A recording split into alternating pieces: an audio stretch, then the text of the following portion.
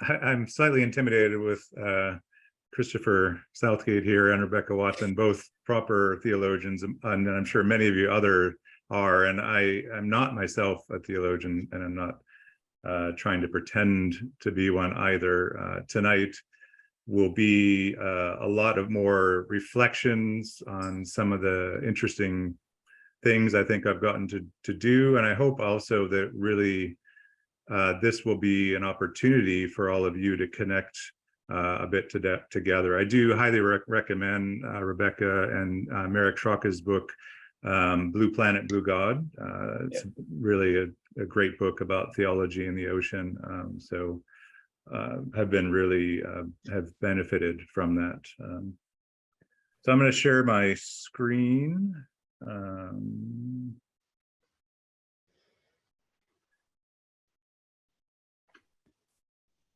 And hopefully, do you see the pictures in PowerPoint, or do you see them sort of actually as a PowerPoint projection? There you go. We are now as a projection. Okay, great. Okay. I want to start our evening in the Maldive Islands.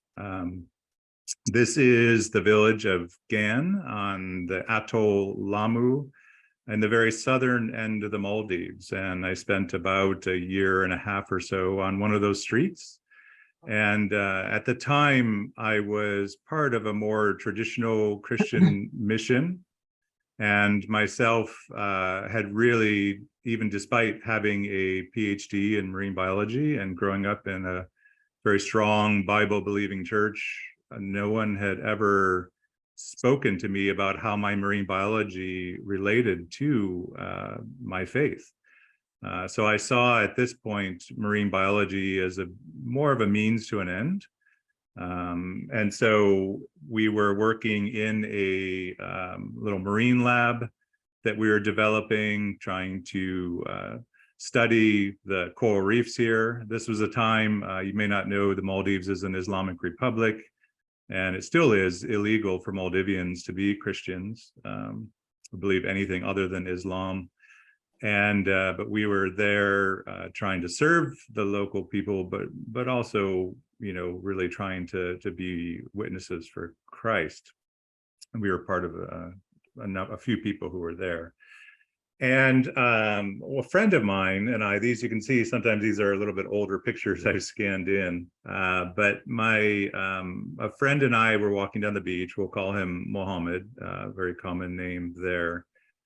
And I was beginning to learn Maldivian language. There are actually, at the time anyway, there were more resources to learn Klingon, the language from Star Trek, than there were to learn Maldivian. And so we were just trying to figure out how to say basic things.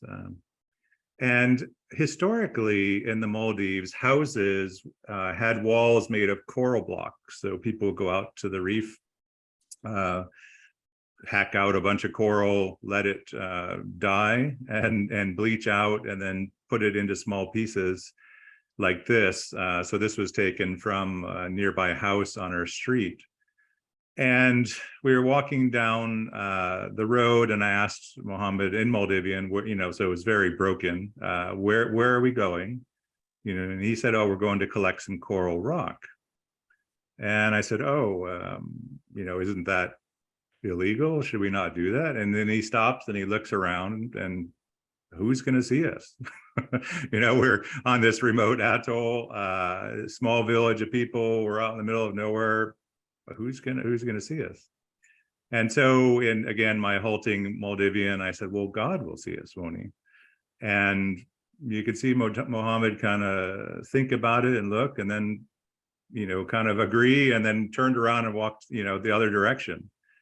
At the time, I was, you know, quite chuffed. I, you know, was using my new Maldivian. I had somehow brought up God in a conversation, and you know, in this place, and was very pleased with that.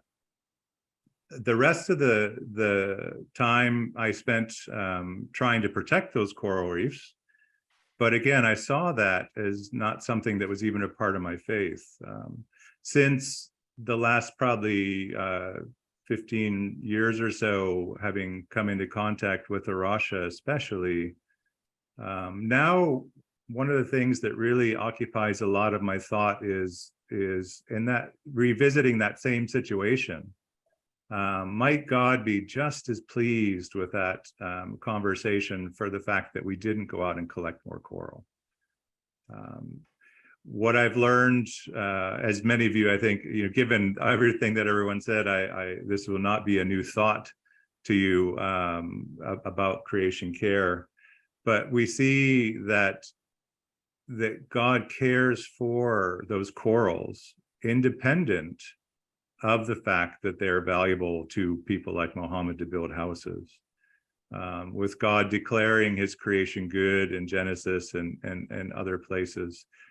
For me, as someone who came from a fairly traditional Christian background, that was a real startling insight that I gained, particularly through my time in the UK and at places like the Faraday Institute there in Cambridge that Rebecca's been associated with. So I think one of the things that for me, I think is a real important theological aspect of creation care is that we don't care for creation because of what it does for us, but because it's God and because God declares it good. And much of my experience with the church that has caught on to creation care is that a lot of the theology, a lot of the thinking is still very anthropocentric.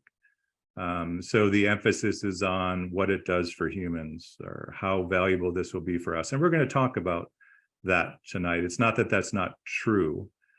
But for me, it was a real shift in my thinking to recognize that God cared for those corals.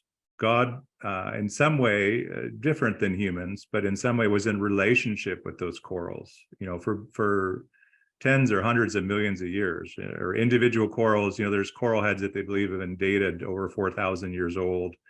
So before the time of Christ, some of those actual animals and their future clones, because corals are clonal animals, God had cared about and known about and watched over and seen.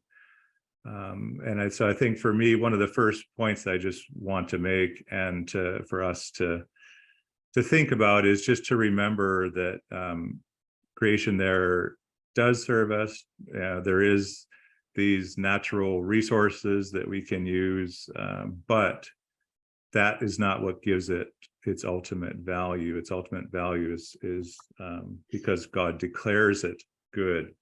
So this was an old photo of myself in the Maldives measuring a fish there. I was studying a fish called grouper, a tropical kind of coral reef fish. So I'm convinced now that in God's system and in his kingdom, that the work trying to protect those fish was as important as my work trying to share a faith with my friends there who had never had a chance to even consider whether they wanted to follow Christ or not. So I guess that's my first sort of vignette anyway, from the Maldive Islands. I want to take you to another exotic location, and mentioned in several of you, your introducing of yourself was the idea of awe and wonder and beauty. And so I'm going to go through just a few slides, all from the same place, and just to take a few moments to focus your mind just on the beauty.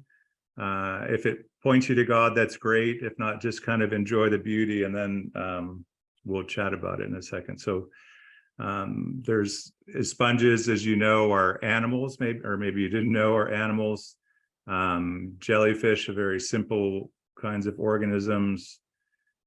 These are sea anemones, relatives of corals and jellyfish. Sea slugs, so related in some ways to garden slugs, mollusks.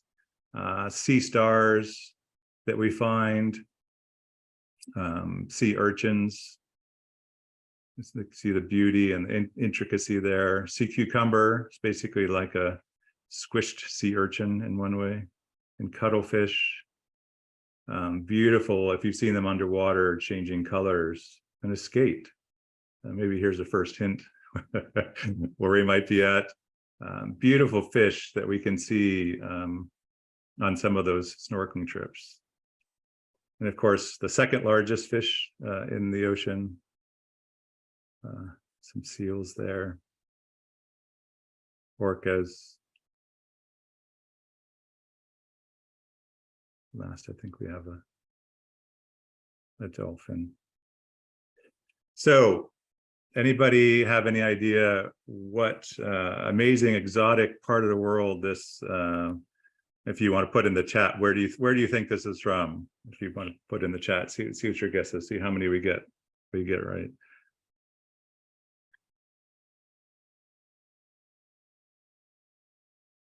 I'm looking, not seeing typing, but well, yeah, in UK. Okay, anyone else think that might be? Yep. Not specific to Cornwall, but yes. Actually, what yeah, exactly. So yes, I used to give some talks. We lived in Oxfordshire for about 11 years. And so about as far from the ocean as you can be.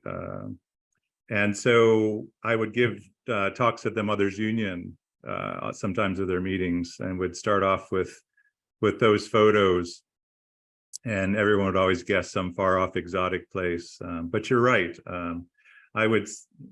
My thing is not advancing here. I used the term Great Britain here to mean, the England, Scotland, Wales, and I think they're found around there because, of course, the UK has some of the world's most beautiful coral reefs, like in the Chagos archipelago as well. So what I wanted to do is just stop for a minute and have you again use your screen, your chat, to type in. Let's start with maybe the first question. What is your favorite marine species that's found in Great Britain, and why? What are some of the things that inspire you?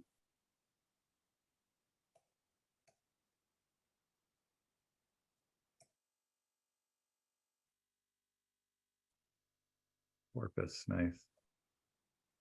Dolphins.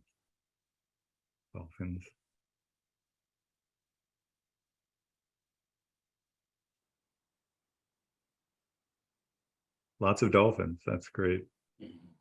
Anemones. Oh, beautiful. Yeah. And seals. Got the puffins. Seahorses. Yeah.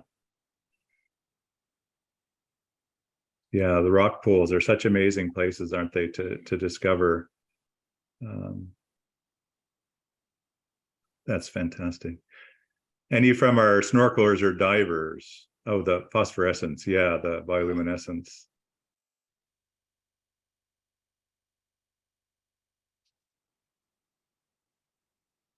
Very cool.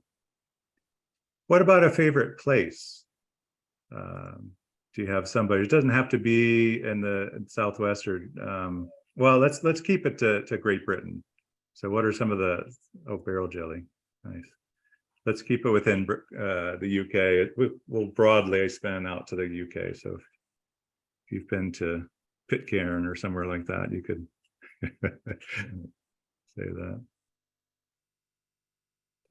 Oh yeah, I've nice walks there with Anthony and Pauline. I've been on.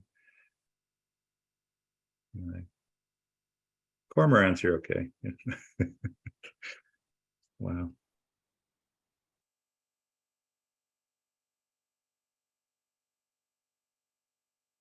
Very nice. Some Yorkshire pride, yeah. Yeah, it was interesting the number of folks who talked about swimming out in the ocean. That was great. Well, thank you for sharing that. One of the things that I really hope through this is for some of you to be able to connect together, and to think about sort of some of the ways in which we might begin to think about the bluing of the church. We noticed a couple of times using the term greening of the church.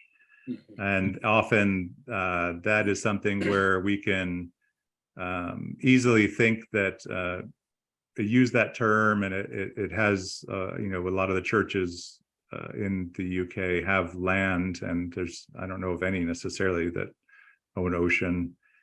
But it's one of the things that I hope that we can think about tonight is the bluing of the church and beginning to integrate some of these ocean issues.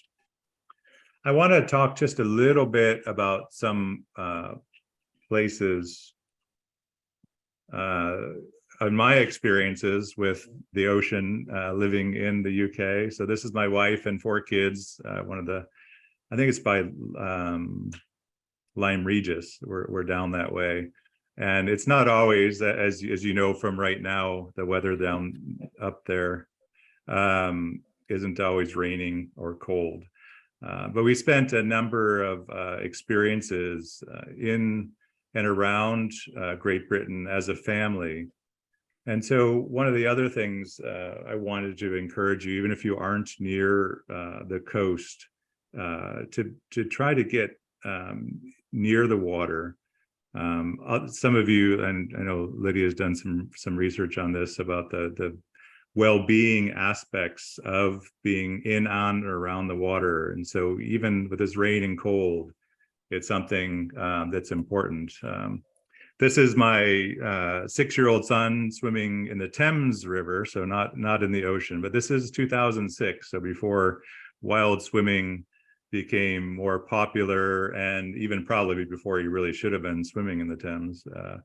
But if you know the Marlow area, you know, really it is something that we're trying to explore, is the spiritual benefit of being in, on, and around the water. There's really good evidence for the physical benefits, for the mental benefits, for the emotional benefits. And again, if we have a good God, you know, who loves us, who cares for us, and he made his planet that is 71% water, and the rivers and all of this, it makes sense that actually being around water and in water would be good for us. And so again, we just encourage you to trust in that goodness of God, that through the water and connecting with the water, you'll be able to experience God's goodness. And also just to challenge you, there's not as much work done on, especially from a Christian point of view, those kind of spiritual benefits that accrue from time in, on, around the water. And so if you're thinking about going on for studies or just something to explore for a sermon or for a talk, this would be a great area to do that. This is my wife and I in Northumbria and Bamburgh Castle. So kind of on the beaches on the north of England and swimming in the North Sea.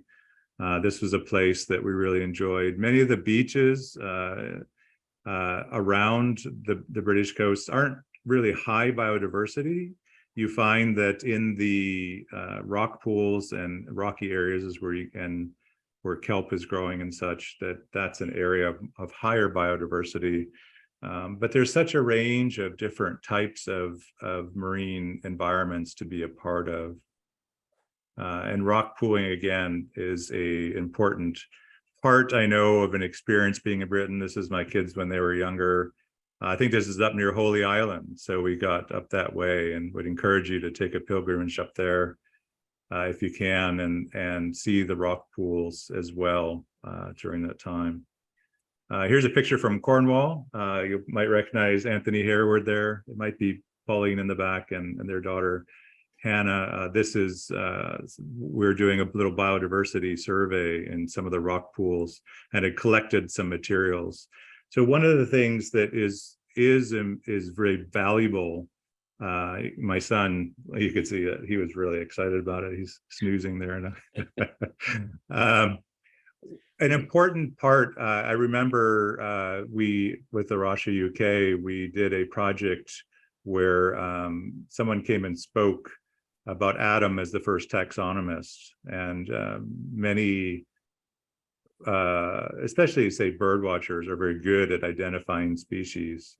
But I think it's really important to learn a few different creatures, learn their scientific names, learn a few things about them. As we know them, as we begin to understand them, we can understand what flourishing is. One of the key kind of thing, there's lots of words for it, but I think a thing that resonates, at least with myself and some others, maybe you know of Martin and Margot Hodson there in the UK, they've written a lot about flourishing of creation. And I think that, I think it's John 10, you know, about Jesus coming to give us life abundantly, and that idea of an abundant life, of a life of flourishing. And it's not just for us, it's for creation as well. But how do we know how creation flourishes? One of the ways to do that is to study. And here's Hannah Hereward, a longtime collaborator. She and Anthony and Pauline's daughter, she and I worked together in Kenya.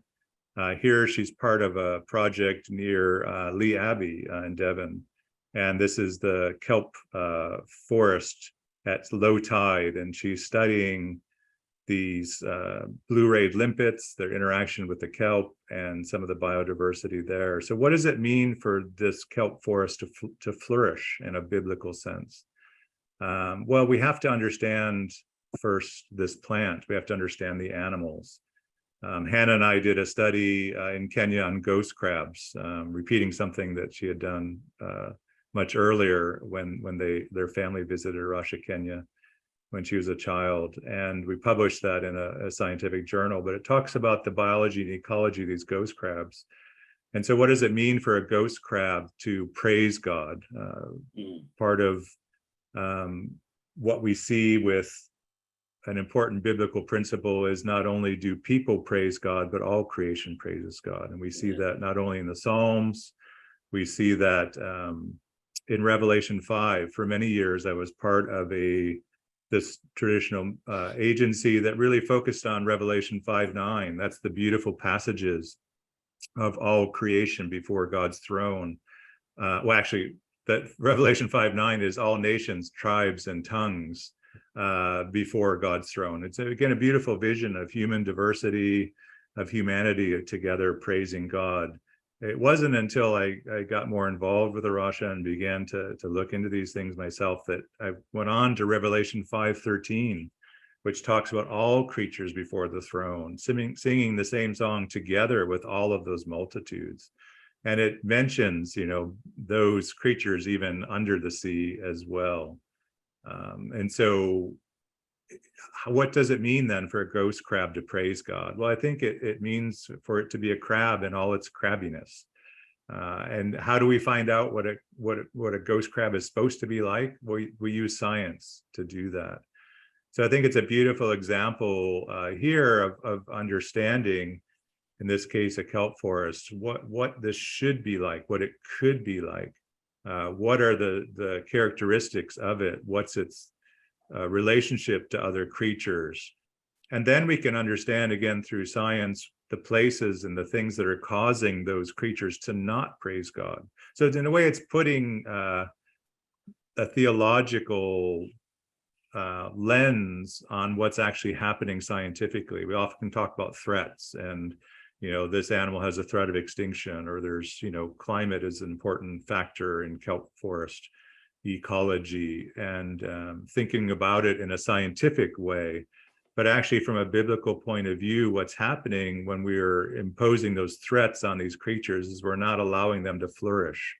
We're not allowing them to be able to praise God as they were meant to praise him. So we're going to talk about marine protected areas and in a moment, but those are areas then where a lot of the threats to these types of species are removed, and it's important to do the science in those kinds of places to be able to understand scientifically, but also I think theologically what it means for creation to praise God. And so it's a beautiful example then of science helping us to serve God's kingdom and his work. This is another rock pool and on Lundy Island. So you'd be glad. You think I'm showing lots of family pictures. I went through the last few days and it's been such a memory lane kind of, I cut out hundreds that I could have put in. But one of the other things I wanted to challenge you with, and many of you already are, is to get in the water. There's so much to see. That was part of showing some of those pictures from around the UK, that you don't have to travel off to the tropics to see some of that underwater beauty. This is my daughter on the right. Believe it or not, that in the yellow is my son. He was in his long hair phase at that time. But my daughter, it turns out later that I totally traumatized her on this snorkel. We were hoping to see some of the seals swimming around Lundy. And I just said, oh, well, don't worry, the seals might just come up and bite on your fins, but they won't bother you. And so the whole time she was just terrified that a seal was going to come up and grab her fins. But the seals were bobbing off in the distance. They didn't come close. But this is her and I looking out over Lundy. And so just to say again, there's such a, and you know this from both those of you who are in the Southwest, and I know the other places that folks are here, Yorkshire and even in Glasgow, up in the Scottish Isles, that area, there's such beauty. And I think that's one of the things that we can encourage people to do, is to explore around the UK. I remember living in around Oxfordshire. Everyone would always, jaunting off to France, and for skiing in the winter, or for the beaches in the summer, and they would always ask us where we're going on holiday, and it would be in Wales or Scotland, or and it's like, oh, they had never been to those places, and so I think there's now more than ever, there's a real need to explore within your own country, and especially these beautiful places. So I want to, before I move on to other parts of the world, I want to just encourage you, if you're not already involved, I know a number of you are, Rocha UK. I'm part of Rocha International, though I started with Rocha UK. And they have a number of different programs. Many of you are already involved, but I encourage you to check out their work. With Eco Church, I heard a number of Eco Churches. Are there any either in the chat, or maybe you want to put in if you're an Eco Church, or if the church you're involved in is an Eco Church?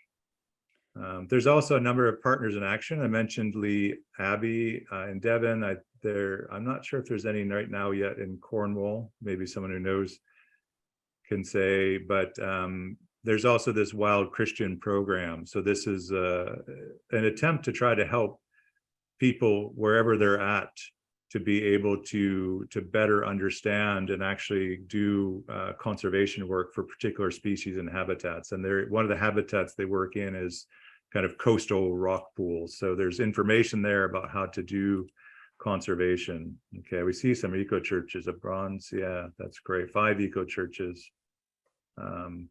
Fantastic. Yeah, you're getting towards being an eco diocese, Lydia. That's amazing. Great. So I think, as many of you know, if you're not involved in eco church yet, that's great. Has anyone? Yeah, I'll just leave it there and we'll move on. I've probably been waffling on a bit too much in this time. Look at my time, so I don't run all night. But I just encourage you to, you all are so involved already, and that's so exciting. But I think, again, I would encourage you to think more about bluing as we think about World Oceans Day, as much as greening of the church there. All right. I want to shift. And just also internationally, if many people, we do have country programs in about 20 countries around the world, throughout Europe as well. We're celebrating 40 years this year. It started in Portugal, actually, as a British mission. You may not have known that. And so our center in Portugal, right in the Algarve, is 40 years old. And so if you do travel on to Europe or other places in the world, there might be opportunities for you to be able to get involved with the Rocha in those places. One of the, actually, let me just stop for, maybe this is a good time. I'm up for any kind of, there's burning kind of questions or something that I've said that you're wondering about. Is it worth pausing screen share for a moment, Bob? Yeah, let's do that. Because I know some folk won't probably be easily accessing chat. If you happen to be on a device which has all of the headlines across the top and the big red leave button, next to the big red leave button, there are 3 dots that say more. You can click on more and that gets you into chat if you want to join chat. But at this moment, we can see each other face to face. Are there any burning questions for Bob?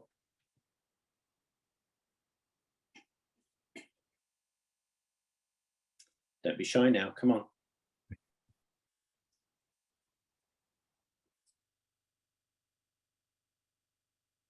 Tanya, I see the hand. Yeah. Can I just ask, because I'm not used to the term bluing your church, what would an example of that be? Yeah, great question.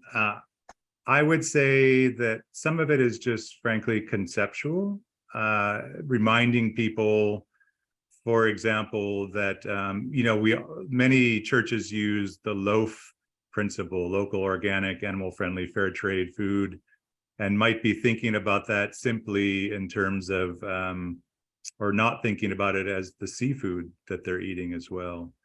It could be, particularly within the Church of England, I know there's some land-based agricultural conferences on creation care. There's much less that happens looking at the issues of the ocean. It could even be, as you mentioned, the Stella Maris group. There is also within both Catholic and Protestant churches, there's some groups and some celebrations, around harvest. Do we think about fishing, for example? It's always bring in the harvest and it's farming. But yet the fishing communities around the UK are harvesting as well. And how much do we incorporate them? So I think it probably very depends upon your locality, but I think it's maybe it's a little bit of a trick is the wrong word, but just a way to help people to remember ocean. It's not just green as well. Thank Certainly, you. from a Southwest point of view, one of the key things we can do is talk about actually how we as both church and community use water. Water is an extraordinary Christian symbol, this symbol of life and rebirth and baptism and cleansing and all this wonderful stuff. And yet in the Southwest, our water treatment systems are under horrendous pressure. And those that are under horrendous pressure then discharge into our rivers and oceans and directly affect the biodiversity and structures of our, our water life. So actually talking regularly about what are you putting down your drain? What other stuff can we do as a community? Because this isn't just Sunday stuff. As we all know, church is not just Sunday. It's this whole life lived. So, I guess, again, maybe how does water look like at its best when it's worshipping? Yeah. It probably doesn't look like it's full of our waste. Yeah, I'm not going to really talk about plastic pollution. I think we've heard that, even though we're not necessarily living it yet. But some of the work down there, Surfers Against Sewage, and some of the plastic work down in Cornwall and Devon, with the Marine Biological Association that's there in Plymouth, is really world class. And so that is really still is an issue. Rocha has, I'll put it in the, well, if you Google Rocha and plastics toolbox, we've put together a toolbox to do beach cleanups, to do nurdle hunts, and also some theological talks. There's even a Bible study on plastic pollution there, and so it may be a good resource if everyone's not tired of hearing about plastic. Thank you. So. I think I saw Andrew's hand. Yeah, on that subject, Tier Fund have moved on to phase 2 of their rubbish campaign, encouraging people to sign a petition and to do all sorts of things to in this area. So it's worth checking out their website for more ideas as well, if you want even more ideas. Yeah, definitely. And again, coming back to fish, if you can buy direct from a line fisherman in Devon or Cornwall, it is the most sustainable form of fishing you can touch. I'm afraid there's not so much credence in if it's MSC or MCS or whatever else, the good fish certification. If you can get fish from a line caught fisherman, it supports local economy, and that fish is the most sustainable thing you can have if you're going to eat fish. Yeah, and also eating lower on the food chain, so to speak. Smaller, more the silvery small fish, as opposed to the big salmon or something. So I think the Cornwall Wildlife Trust publish a list of fishmongers and outlets that sell sustainably sourced fish. Great. Do you know what? If you want to share that with Rosie, we'll make sure it goes into the news sheet, or we will go and hunt for it. But thank you. Well, that, unless there's another burning question, will there be more chances for questions? That actually leads us right into the next topic. If I could, maybe I'll go on if that's okay. There we go. Which relates to fish and fishing and fishers. Fishers meaning both men and women, not just men, because a lot of the research in recent years looks at the issues of gender in fishing. Whoops, there we go. And that there is this really significant component of gender issues related, particularly to the processing and selling of fish. So this is Rocha's near Rocha Center in Kenya. So on the east coast of Africa, Rocha has a center that borders the Watamu Marine National Park, one of East Africa's oldest marine protected areas. And marine protected areas are just that. They're areas that are marine, that are protected. And under ideal situations, these are areas which are fully protected from fishing and all other forms of extractive take. In the UK right now, there's quite an emphasis on things like marine conservation zones and marine protected areas. But Professor Callum Roberts, who if you can connect with, he's at Exeter Falmouth, I think. So he's down in Cornwall, one of the world's experts on marine protected areas. And he, it would be great to somehow get connected in with some of the work down there, if you can. He's not a church member as far as I know, but but what he says is that even, for example, in the UK, even though there's so many different zones and so many regulations, the vast majority of areas that have some sort of protection are not fully protected from fishing. So you might have a zone that is known for, some particular species, but actually they still allow bottom trawling in there because it won't affect that species. So very low percentage of British marine protected areas are fully protected, and that's one of the things that really needs support is that idea. And you would think, so this is some of our local Kenyan researchers. I'm there kind of on the left, walking through their rock pools. And this was an area where we decided to study a very small coral that lived in these kinds of rock pools. And part of getting back to sort of where I started with the idea of the goodness of creation independent of us, part of the idea of studying this coral was that it, as far as we could tell, did nothing of value to people. It wasn't even pretty. It's just a little golf ball size brown coral that hides in these rock pools. And so out of a way to highlight that kind of theological principle, we began a project to conserve that species. So that might be another thing that you could do within your churches is, pick a species nearby that you want to get involved with protecting on the coast, and use that as an opportunity to talk about some of these principles. One of the, as I mentioned before, one of the important things to do is do studies of the areas that you're in. So this was a published paper from this Watamu Marine National Park, and a number of British students actually, for as part of their degrees, were a part of this study.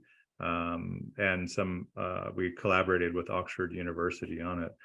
But one of the things that we found in this marine park was this guitarfish, and it's technically a ray, that it's got sort of an extended body like a shark, and it's what's called critically endangered.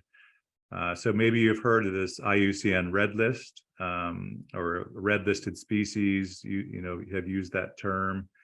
That means it's a species that's been judged scientifically to have certain levels of abundance or a geographic range, and depending upon how threatened they are, they can go anywhere from the critically endangered is the closest to extinction. So the next category above critically endangered is extinct. Actually extinct in the wild, but sometimes they're in zoos, but not actually in the wild anymore. So many of these places, and there'll be species like this in Britain as well, that we didn't know, the Rocha, Kenya had been working there for years before we knew that this animal was there, and how important it was. And so we've developed a conservation project to protect it. Because one of the things that happens is people fish for it. And so within these idea of marine protected areas, one of the most important threats to the ocean, or most immediate, is overfishing.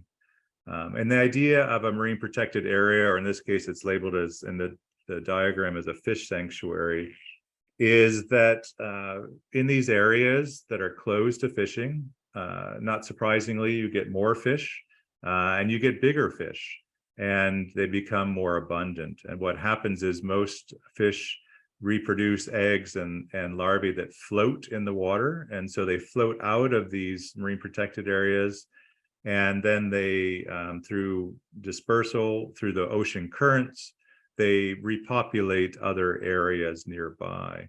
So a connected set of marine protected areas connected by currents with areas in between that can be fished are really important for helping our oceans to thrive. And some of the international targets that things like the UN and other agencies are using, you might have heard this term 30 by 30, that's protecting 30% of the ocean by 2030. And a key part of that is these types of marine protected areas, and each country is being asked to contribute to that. Part of the science behind it is really quite simple mathematics. The size of the number of eggs that a fish produces is exponentially related to size.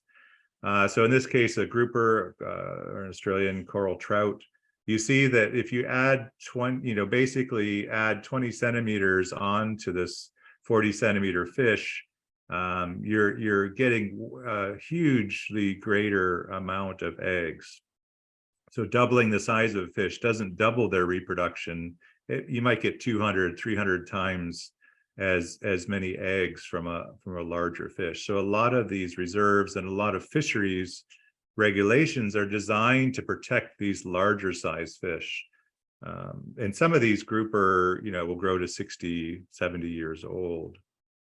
So an important part of these marine protected areas then is a place where fish can grow to a natural population size. It also helps us to be able to study them. Again, this idea, linking it back to that flourishing. What does it look like for these fish to flourish? And so in these places where we don't see fishing, we see a natural size distribution. We see fish interacting in a way that they don't in overfished areas.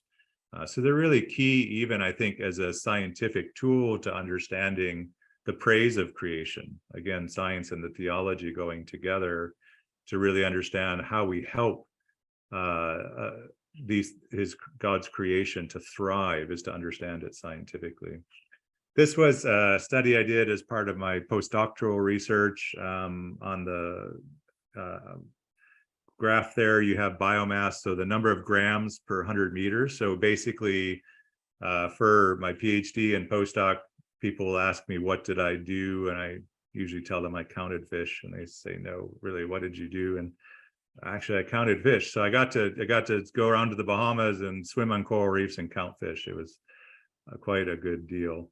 But so we would lay down these lines on the reef, and we would count. Epinephelus striatus is a Nassau grouper. So again, staying with the grouper theme. And the location, this ECLSP, is the Exuma Keys Land and Sea Park. It's one of the Caribbean's oldest marine protected areas and a fully protected marine park. And so what we see here, this was, beginning to understand marine protected areas and trying to test, does this really work? There was some theory about it in a few of Callum Roberts' papers before this. But what you see is a hugely greater biomass, so weight of fish inside of the national park than south and north of the park, showing that these areas, when we protect them from fishing, they actually work, and you get a higher abundance of fish. The interesting thing, of course, this is from the Bahamas, a Bahamian fisherman. Fish are really important in people's diets. So we can't simply, I think, in terms of conservation, but also as Christians, of course, despite God's love for these fish, he also loves this person as well. And so we do need to think about the issues of what does it mean to close an area to fishing for a fisherman like this? How will that impact his livelihoods?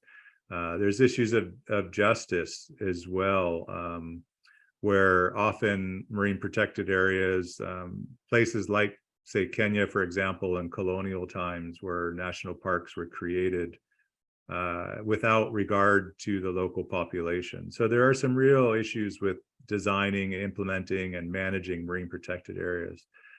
But interestingly, the research shows that not only do fish become more abundant inside of the reserves, but as I said, they reproduce more eggs, they populate other areas, but also they move outside of the reserve. And what studies in Kenya and other places have found is that actually fishers' catches go up nearby to these reserves.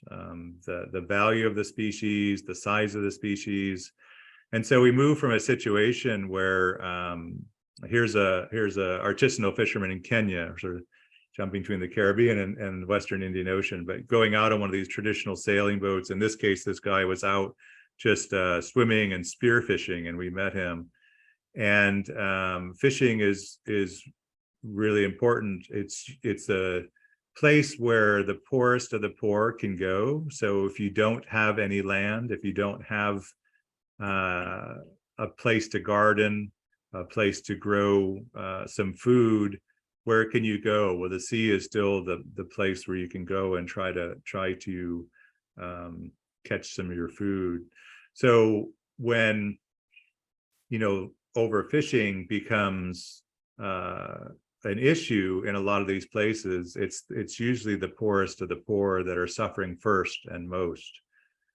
Some of the big industrial trawlers off of West Africa, primarily from Europe, are collecting large amounts of food that then depopulate the areas that people like this would be fishing and paying off. They're saying they're paying for their fish, of course, but they're paying some government in the capital.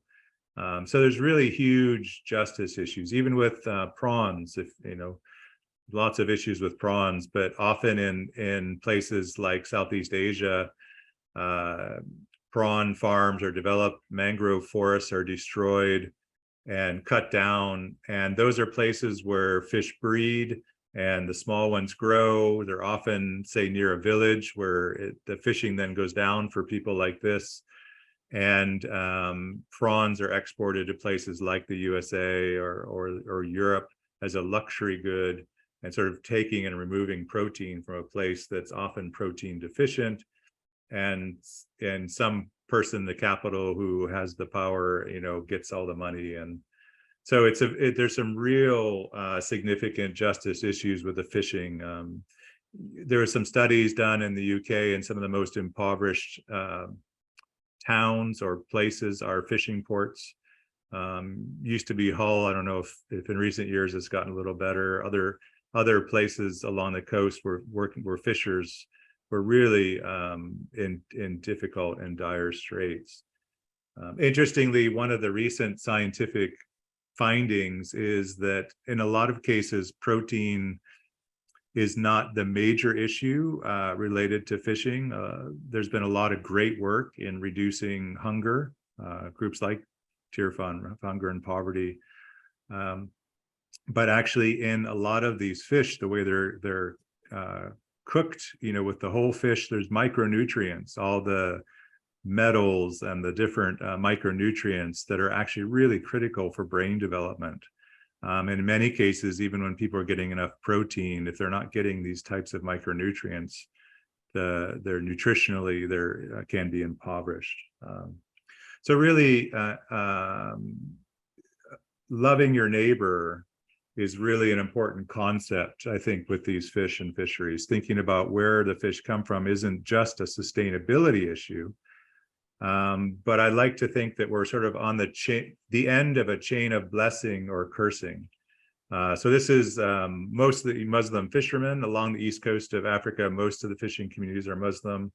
And so this is a group of folks that I met with, and many of them, especially one of the guys, have been a longtime friend.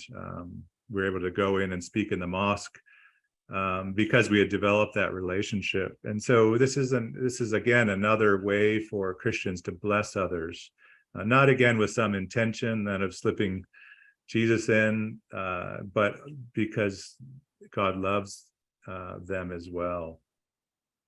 One of the interesting things about the ocean is that it more directly, or it provides a way to think about loving your neighbor that is maybe less obvious on land, though some of the climate issues get at this as well, where a lot of these islands and a lot of these places are connected by ocean currents. And so what you do in one place doesn't just affect your place, it affects many others that are downstream of you.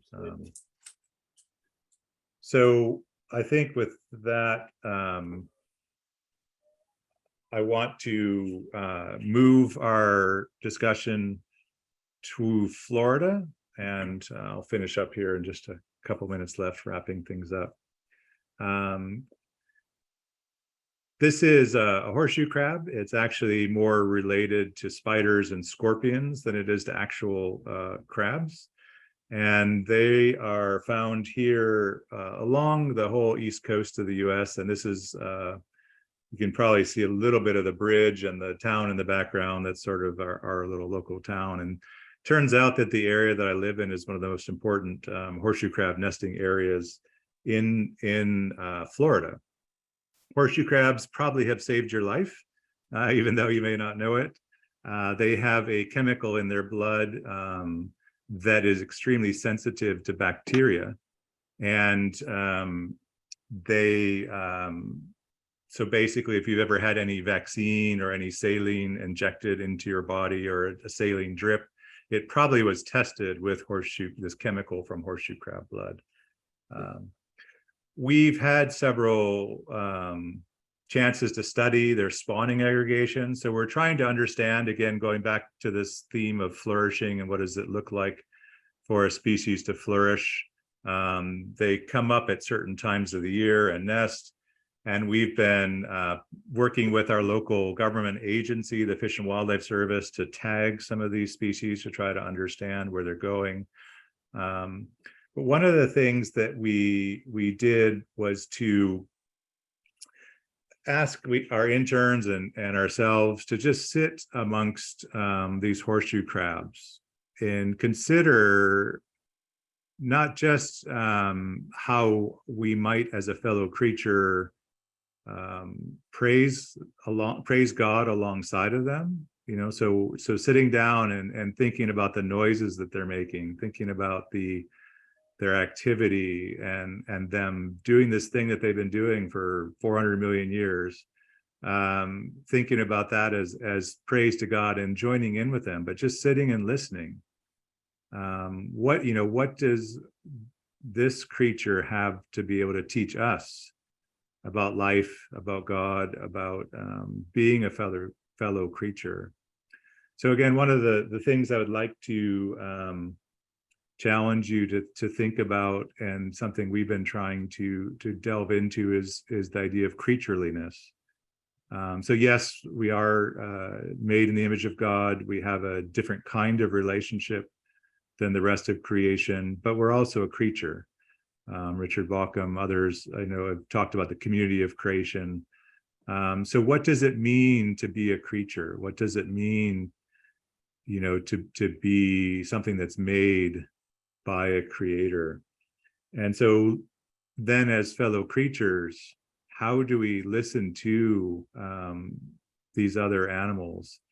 And again, we're just really experimenting with it. So I don't have a lot of insights, to be quite honest, other than to suggest to you that you go and just spend time in silence and sit with an animal, maybe or a plant that you've learned something about, learn its name, read a little bit on it, and then sit with it.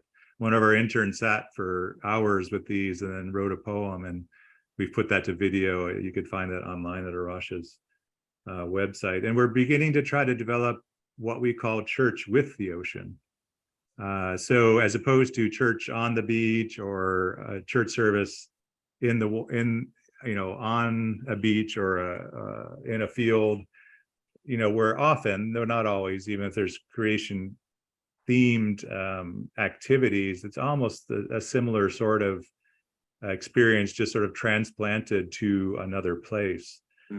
So if we think about taking scripture very seriously, about these creatures praising God, and the ocean itself, we see in a lot of the Psalms, somehow the inanimate even praises God by doing what it does. How do we take that very seriously and enter into a way of a experience where we're having church with the ocean? One example that wasn't necessarily super successful, we tried to do sort of the Lord's Prayer in antiphony with the ocean, sitting at the waves, sitting at the shore, and we would recite one line, and then the ocean wave would come in, and we would imagine it responding in that way.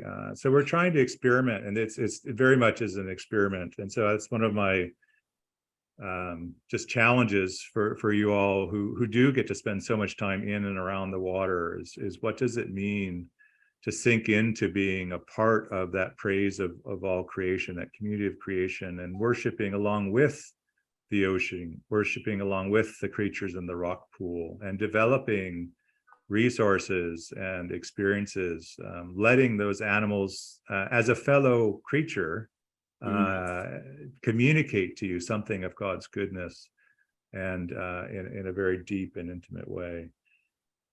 So with that, I will open it up to questions. I've tried to just give a few vignettes, a few experiences. I really wanted to bring in some of the fisheries issues, because that's something really important in growing, will grow there in the UK. And just especially thinking about fishers and the bluing of the church, what that might look like, and just getting your church involved in some of these ocean issues. And I hope on this World Oceans Day, it's just brought a chance to think about some other places, think about some other animals, to maybe be inspired, but also to learn from each other. I'm excited to hear some more of your stories, and yeah, I'll leave it at that if there's any more questions or comments or thoughts. Well, thank you so much for sharing with us thus far, and I'm sure there'll be some feedback to come, and some questions. I'm drawn to just a couple of things very briefly. One, we often would talk about, I guess, within our setting when we talk about creation care, how can I love my neighbour if I don't love the air they breathe? How can I love my neighbour if I don't love the water they drink? It's completely written into scripture. My gut and heart is that we have a green gospel of justice, well, it's a blue gospel of justice too. So we'll run with that. And just your sharing then about joining in with creation as it worships in the ways that it worships. And we have been blessed enough to do a couple of trips out to Lundy. And the first time we went, actually, my son, my wife, I, and a couple of friends got into the water, and the boatman just said to us, just wait. You're just going to have to wait, okay? And get in there. Don't do anything. Just wait. And if you just wait, they will come to you. And then join in with them. Do what they do. And so we did. And sure enough, 10, 15 minutes in, the first inquisitive pup appeared. And then the more slightly upset mum appeared just to remind us that she was the boss. And sure enough, she grabbed our fins and pulled us backwards away from the pup. But as they spun, we spun. As they dived, we dived. And on reflection now, we joined in with their worship. And it was one of the most precious experiences of my life. So I wonder what others like to bring to the conversation here. It probably works to stick a hand up. We'll scan the page, and if your hand goes up, we'll jump on it. I've got Andrew Hill. Yeah, I'm more a land-based naturalist than an ocean-based, but I was fascinated and disturbed to read recently about that even 100 or 200 years ago, the waters around UK would have been teeming with herrings, whales, all sorts. And it goes back to this idea of flourishing that we've, through the sort of factory farming type thing, we've absolutely decimated our oceans. And I just, from your perspective, Bob, what would you? And it's this sort of shifting base syndrome idea that we just don't realize. Yeah.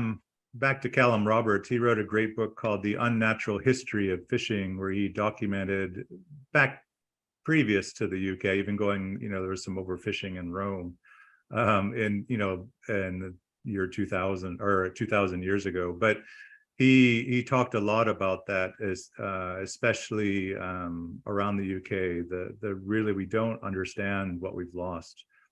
And there's this idea of the shifting baseline syndrome. Those of you who are younger will go out and look at things and think that's amazing. And then, maybe get tired of us older folks saying, oh, you should have seen it. But actually, the reality is, if we were able to talk to people from long ago, they'd be like, oh, you got no idea. And so our idea of what is natural is really skewed, and it's shifted through time based on our experience. And this is also part of the value of these marine protected areas, is we get to see a little bit of what it might have been like. So it's a hope. They're really hopeful places. In fact, one big marine conservation group calls them hope spots. Okay. Well, we've just announced 3 new marine conservation areas around the UK coastline this year. So we are hopeful that we will see benefits and blessings from them for creation and ourselves. Anne Lefebvre, you'll need to unmute if that's okay. Yes, so you've just answered the very question I was going to ask. Do we have any marine conservation areas in the UK? So can you tell me where they are? I can.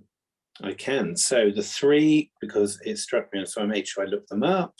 We have got Allenby Bay in the Irish Sea, located off the coast of Cumbria. It's the smallest of the newly announced sites, but it's located within an existing marine protection area. But they've extended it to cover mussel beds, spawning fish grounds and seabirds, specifically oyster catchers, which is good. If I were of another faith, the oyster catcher would be my spirit bird. No two ways about it. Dolphin Head in the English Channel, where it's particularly protecting mammals, Risso's dolphins, and harbour porpoises. northeast of Farnes Deep in the North Sea is the largest one at 492 square kilometres, which is an area the size of the Isle of Man. So those are the three that were, I think they were announced in February, and I think they are now live, in fact. So Wonderful. Yeah, and those are just the three new ones. There's quite a Yeah. whole network. For example, Lundy itself has become, at least parts of it, a marine protected area. So yeah, Lydia, you had your That's good to know. Thank you. Yeah. I was going to say, Is the Helford a marine protection area? it's a bass spawning ground. All right. So I think, but I don't know if that makes it a marine protected area. Definitely it's a squishy term, if that makes any sense, in the meaning that you could have a marine protected area often doesn't only refer to something that is completely closed to fishing. So you'll see a whole list of marine protected areas in the UK with different designations, and often for different reasons. So this is one of the things that Professor Roberts talks about, is we really, it's easy to blue wash some of this, because they may seem like we have a lot of areas protected there, but very, very few of them are really fully protected. The other thing I was going to say, of course, is I'm old enough to remember that there are a lot more fishing boats in our Cornish harbours than there are now. And a lot of the fish that they used to catch are no longer here, which is a great sadness. Thank you. Thank you. Yeah, I think Lydia was hands next, and then we had Sophie. Thank you. Yeah, thank you so much, Bob. I just had two questions.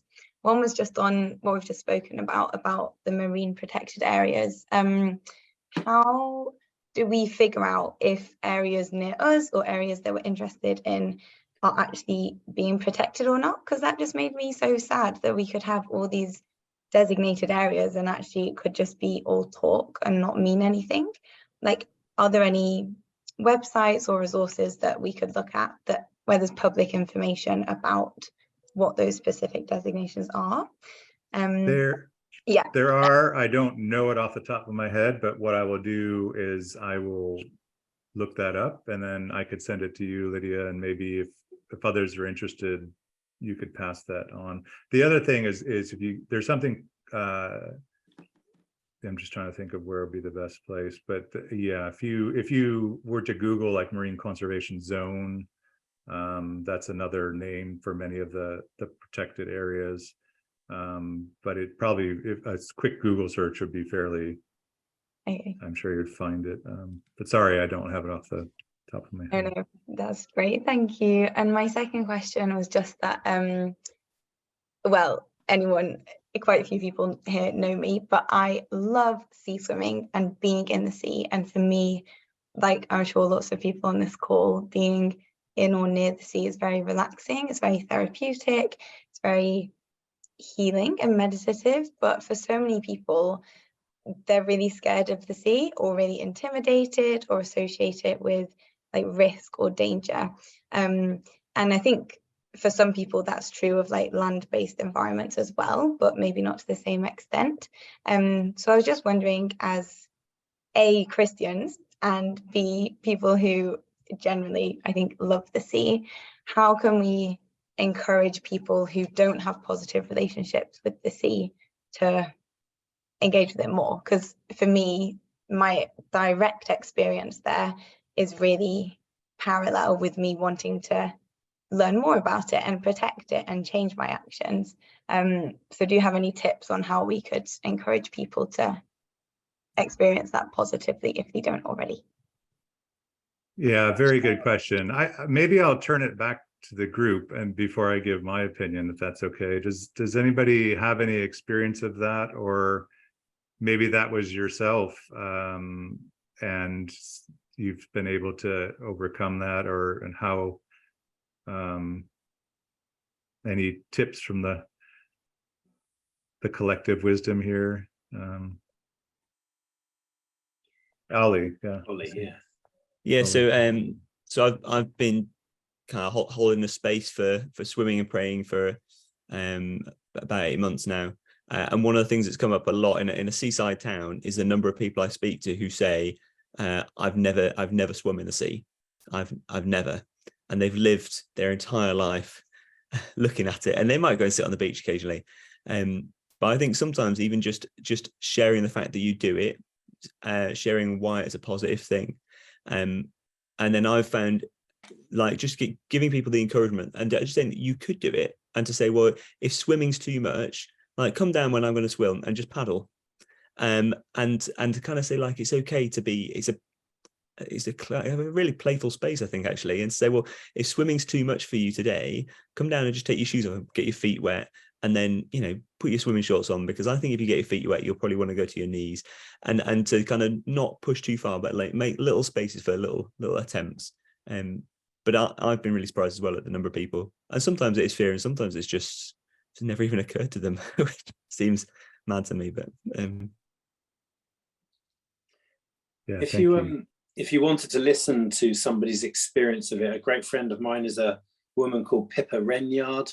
And if you type into YouTube "found at sea," she made a stunning film about what it is to her to swim and to worship and to be in an ocean presence with God. And she runs a lovely group called the Salty Sisters, who swim together regularly in,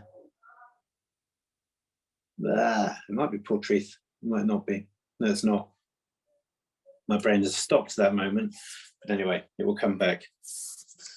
Look her up. We'll make sure, again, it will be in the newsletter. If you subscribe to the newsletter, it will be in the newsletter.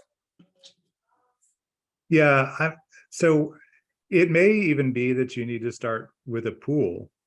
I mean, a swimming pool, like a non-ocean environment. If someone, I just remember, like, some people have had a really bad experience with the water, and it may be that easing them into that through just swimming together in a controlled situation, or some of the sea swimming areas, I think, are still exist in your area, where it's kind of got a wall around it and you can swim in the ocean without technically, I guess, being out and exposed to the ocean. Bude Sea Pool. You can come to Bude Victorian Sea Pool.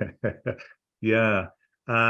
And I think too, and you know this better than I, Lydia, but just for others, you know, all water has that kind of experience. So having water in our church. What about a church trip to the ocean? Peer pressure is a fantastic motivator, in a good way. We can use it to help promote good behavior as well. And so, you know, a church swimming trip or picnic down to the beach, where maybe you bring in a swim instructor, or a safety lifeguard, you know, just so that people are, you know, there'll be a lifeguard there. There's professionals. You know, you can have a little swim lesson. The other practical tip I would just say is, if you're going to take somebody snorkeling, make sure, either if they've never done it, have them practice in a pool and get equipment that fits. A lot of people try snorkeling for the first time and their mask leaks and it fogs up and the equipment's really rubbish. That's the worst discouragement for that. You know, make sure you get, if you go out with a tour or something, you know, make sure people have a good first experience with it. Otherwise, they won't try it again. So some great comment just came up apparently. And shave off a moustache for snorkeling. Thank you. But I survived quite happily. We were on to Sophie next, Sophie Phillips. Hello, we've really enjoyed this. Thank you. It's been really interesting to think so differently about the ocean and our faith, and so interesting that children have stayed up. And Amelie has a question for Bob, if that's okay. Oh, that's great. Thanks. Hi, Emily. What's your favourite sea creature and why? Good question. I have to say a manta ray. So a manta ray is a huge animal. They can be 6 or 7 meters across in size. And it looks like, if you know what a stingray or a skate looks like, imagine one of these that flies through the water. It has a big open kind of mouth. It filters plankton, little animals in the water, and eats them. And I find them so beautiful and graceful. I had a chance once, I was at an international conference in Hawaii, and there was a place where at night, oh, there we go, perfect. Yeah. Now imagine that's as wide as your room. You used to see pictures of people grabbing onto them and riding them, and the manta ray would dwarf the people. We know that's not good for them now, so most people don't do that. But this place was an area where these mantas would gather, and they'd come out at night. And we went out on a boat that had some lights that would help them come near to us. And then so the mantas would just come and swim around us. So yeah, that's, I think the beauty of it, I think the elegance, just sort of dreaming of, if I could swim like that. And they're yeah, it's and their size and near them. So thank you, that's such a great question. Great, thanks a lot, guys. And then Team Geek, come on in. Yeah, one of the things when you were talking about Lundy Island, Ben, it took me immediately to an experience on Table Mountain at Cape Town. Might seem rather removed from the ocean, but as Joy and I were there as two pensioners, and there was a group of youngsters doing sort of warm-up exercise, Pilates type exercise. We had no language in common. We had absolutely nothing in common, but we just joined in the group, and we did what the group did, and they joined into the spirit of it, and they were encouraging us and helping us and so on. So yes, there is the potential for that totally cross border communication, really. You can't call it anything other than that, but the sharing. The other thing is, and again, this is something perhaps which as a church we need to address a little bit more. There are areas in the Camborne area which are among the poorest in Europe. And we have children who are living 3 miles from the coast, and they have never been to the seaside, let alone paddled or swum. So that's a challenge for everybody to see if there are people like that around. Yeah. Thank you. But that's great to have those reflections and observations. That thing of giving ourselves to something, I guess in much the same way as Christ gives himself to us. When we give ourselves to others, be they human or animal or cross-cultural, extraordinary things can happen. David. Yeah, one way of introducing people to the coast, if you like, is what Morecambe did several years ago. That was a loaves and fishes celebration. They spent a whole week celebrating coast and fish through loaves and fishes meals, through schools, through businesses and everything else. So if you just Google loaves and fishes, Morecambe Bay, have a look at it. It's a very interesting paper. Not all successful, but it was the first time it did it. But loaves and fishes, instead of harvest supper next time, do a loaves and fishes supper next time. Fantastic, thank you. The other thing, which maybe is could be controversial, not everyone thinks aquariums are good things, but there's a fantastic one in Plymouth, and sometimes for some people that can be a first, taking a church trip again, maybe, or maybe the youth group or something going to the aquarium. And there are issues with aquariums, but I think the one there is especially good at highlighting conservation and featuring local animals and plants. So I see Ollie. So I've decided to go onto a plant-based diet a few years ago, and so I guess we've had a conversation about sustainability, I wonder whether there are some communities in the world where obviously there is a kind of a subsistence relationship, and that seems entirely right, and I've got plenty of grace for that. I don't think that's kind of hard and fast rules, but I do wonder whether as a church actually part of our bluing might be to promote more encouraging people to consider just not eating seafood.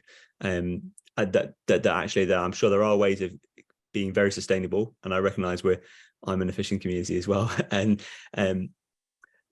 but whether actually as a developed nation, whether our relationship with the oceans might be something to really reconsider. There's a really exciting business just up the coast from me in Scarborough, which has been developing the local economy through seaweed farming, and so still keeping kind of seaside economy going and really investing in the town, but where it's no longer about an extractive thing, but where they're using ocean area. I wonder, do you think it's a sensitive issue at times? Yeah, no. Yeah. There's many well-known marine conservationists who would say, you know, they've chosen not to eat seafood. I think for myself, I'm never a big seafood eater, so I don't eat it very often, both now out of choice, but also out of habit, to be quite fair. I'm not a vegetarian.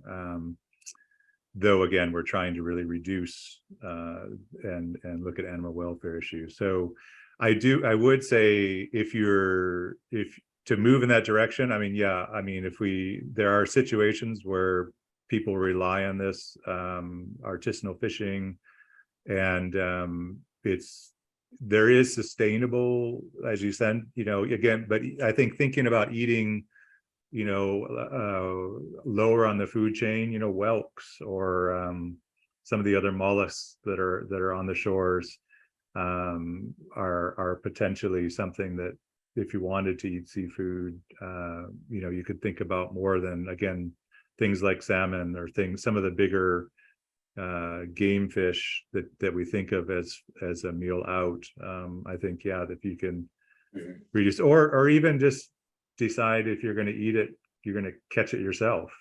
That probably limits what you can eat, but you know, go through the process. I recreational fishing is a whole other thing. I don't do that for lots of reasons, and nothing against recreational fishers, but you know, if that might be another way of trying to understand more of what it takes and building empathy with fishing communities, is to actually have to yourself catch it and gut it and eat it and cook it. And it helps, doesn't it? Our food services have sanitized our relationship with food. So, you know, chicken, apparently they walk around filled in packs with cellophane over the top of them. Well, of course they don't. And so I think certainly as someone who goes around much of the county of Cornwall preaching in lots of different churches, and we have a high base for beef cattle and sheep cattle. And, you know, I've been shot down on more than enough occasions about why you're talking about vegan options. You know, our entire livelihood runs on cattle. But I think part of our Christian message, and I would want to take the words from Green Christian here, which is the language of joy in enough. It's us rediscovering what we mean by enough. Have I got enough to eat? Have I eaten enough of this week? Do I need more? If we roll back the clock to a Sunday roast that became a Monday pot meal, that became a Tuesday something, that became a Wednesday something else, that older culture of approach to food actually is vastly more sustainable. So for those of us who are in close relationship with our farming communities as well, again, talking to our farmers and buying direct, stopping market, spread that, you know, so local market rather than distant market. There are lots of great options that we can talk about and help kind of pioneer or support rather the way in. I'm just aware of the time. Lydia, I'm going to come to you and then Bob can give us a closing comment, as it were. Thank you. Yeah, also just conscious of time. I wanted to ask what we can pray for, and then we're going to pray now. But if there are any specific prayers or like specific things to pray for, it would just be great to share that before we wrap up. So yeah, a bit of a segue. Was that specifically to me or to the group? I think you, Bob, but keen to hear other people's comments. Okay. All right. Yeah, I think you could really pray for Rocha as an organization. I would appreciate that. We've got a new international executive director who's literally being, I think, chosen this weekend. And I have no idea who it may be. So I think especially just that the ocean would be on the heart of the church. I'll maybe irritate some folks, but you know, climate is way high. If you're an environment church person, climate's your top issue, and it's extremely important, no doubt about it. But I think issues like fishing and some of the you know, pollution issues, I think I would really love for that to come up to the same level, you know, not reduce the emphasis on climate change, but increase the emphasis on biodiversity conservation.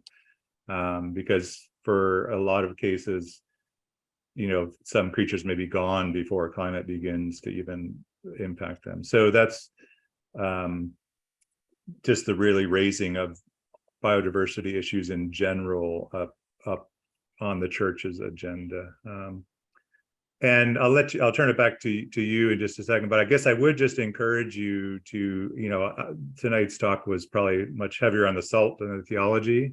I see Rebecca's here. I would encourage you to connect with her as a leading kind of ocean salty theologian, and really make use of the book Blue Planet, Blue God, but also I'm sorry if I'm volunteering you, Rebecca, but she's no, that's amazing. fine. I can put my email address in the chat if you want, if anyone wants to sure to hear more.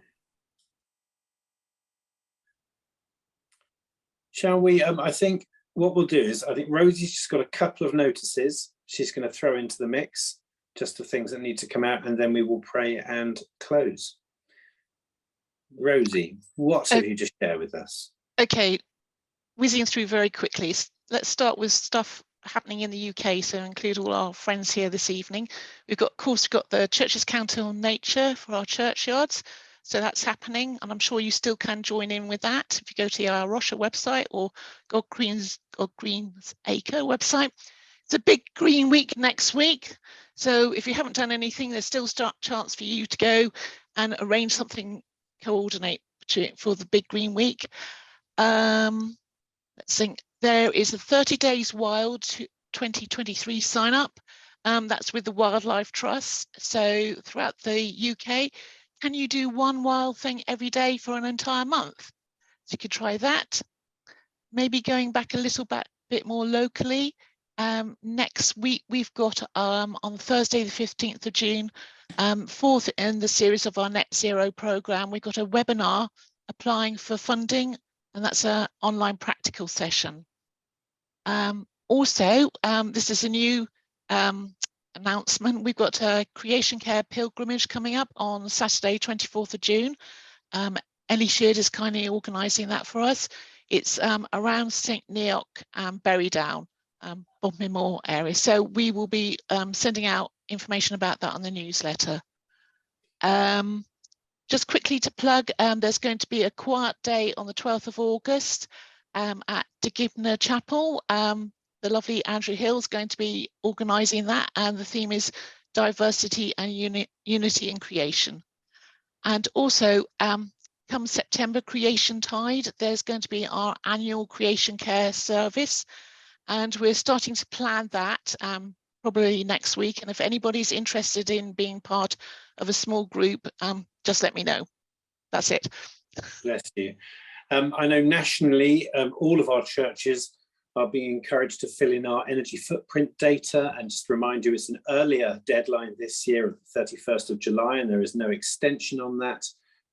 So it really is at that date. It's come forward so that it will open in future years at the beginning of the year, 1st of January. so that it ties in with charity returns and other status returns that you have to do for both church and charity. We really need the energy footprint tool data. We need to get to an 80% benchmark so that we can actually understand our energy behaviours as a church and help lead our country in a response to that. So let me encourage you to do that. Lydia, do you want me to do that? I'm now to Lydia. Lydia, do you want to close us off in prayer? I know I had something else prepared, but would you like to pray for us? Because we need the voice of women in here more as well. It's, you know, unfortunately, we've been all a bit bloke voices. We need women voices too. Oh, thank you. Yeah, I don't have the, I know you were going to do. You don't? That's okay. I mean, you could pray in seal if you want to.